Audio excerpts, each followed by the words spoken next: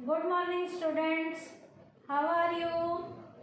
Today's topic is difference between delegation of authority and decentralization. आज का हमारा topic है डेलीगेशन ऑफ अथॉरिटी और डिसेंट्रलाइजेशन के डिफरेंस का है। बेटा डेलीगेशन ऑफ अथॉरिटी कॉन्सेप्ट हमारा फिनिश हो गया, डिसेंट्रलाइजेशन फिनिश हो गया। आज हम इनका डिफरेंस टी शेप में करेंगे बेसिस ऑफ डिफरेंसेस की हेल्प से। पहला पॉइंट बेसिस ऑफ डिफरेंस का है नेचर का। डेलीगेशन ऑफ अथॉरिटी में है delegation of authority is inevitable and work can not proceed in its absence.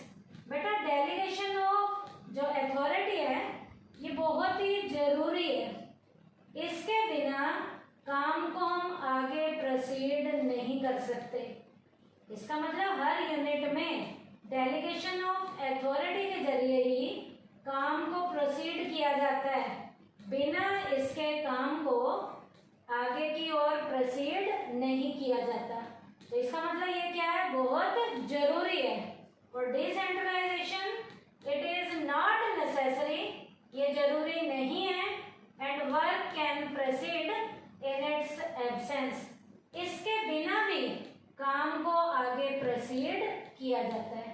तो डेलीगेशन ऑफ अथॉरिटी बहुत जरूरी कॉन्सेप्ट है, नेसेसरी कॉन्सेप्ट है, और डिसेंट्रलाइजेशन नेसेसरी कॉन्सेप्ट नहीं है।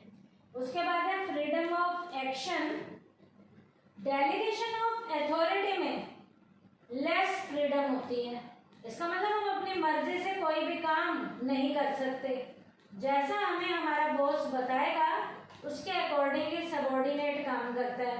तो डेलीगेशन ऑफ अथॉरिटी में फ्रीडम कम होती है, लेकिन जो डिसेंट्रलाइजेशन है उसमें फ्रीडम हर से ज़्यादा होती है।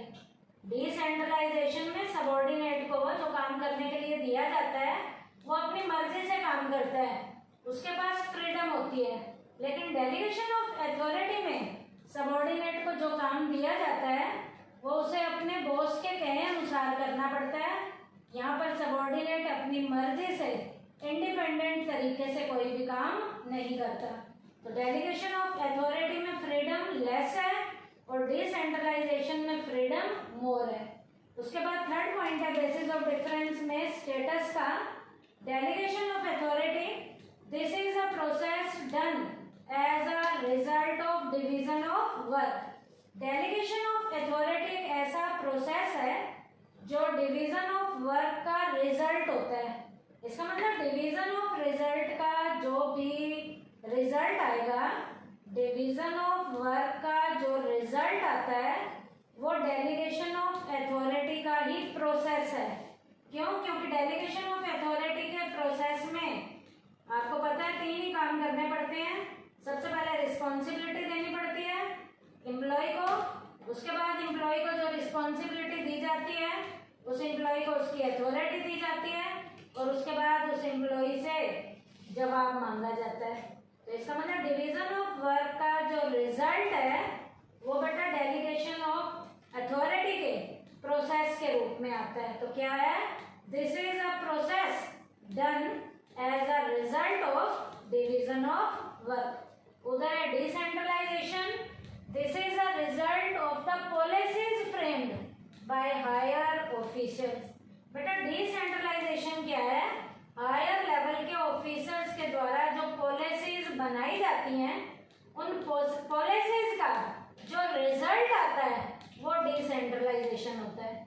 डिसेंट्रलाइजेशन क्या है, हायर लेवल के ऑफिसर्स के द्वारा जो पॉलिसीज बनाई जाती हैं उसके रिजल्ट को तो कहते हैं डिसेंट्रलाइजेशन, और डिवीजन ऑफ वर्क का जो रिजल्ट आता है उसके प्रोसेस को हम कहते हैं डेलीगेशन ऑफ अथॉरिटी।